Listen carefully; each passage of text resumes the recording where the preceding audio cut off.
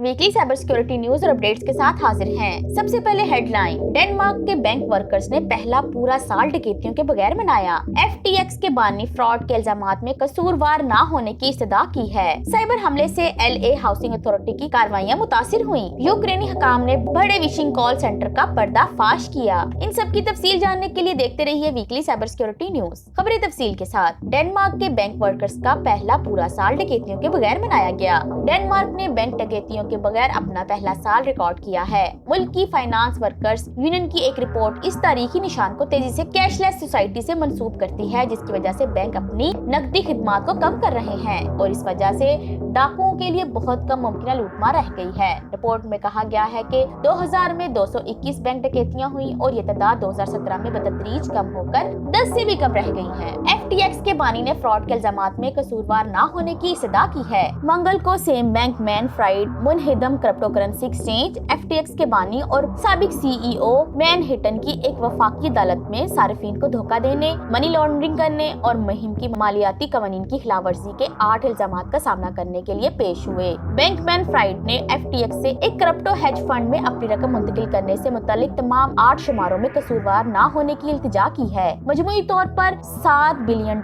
Exchange इसके गिरने से ठीक पहले गायब हो गए थे, जिससे ये अमेरिकी तरीके सबसे बड़े माली फ्रॉड केसेस में से एक है। साइबर हमले से LA हाउसिंग अथॉरिटी की कार्रवाइयां मुतासिर हुई। Housing authority of the city of Los Angeles ने तस्दीक की है कि इसके सिस्टम्स साइबर हमले से मुतासिर हुए।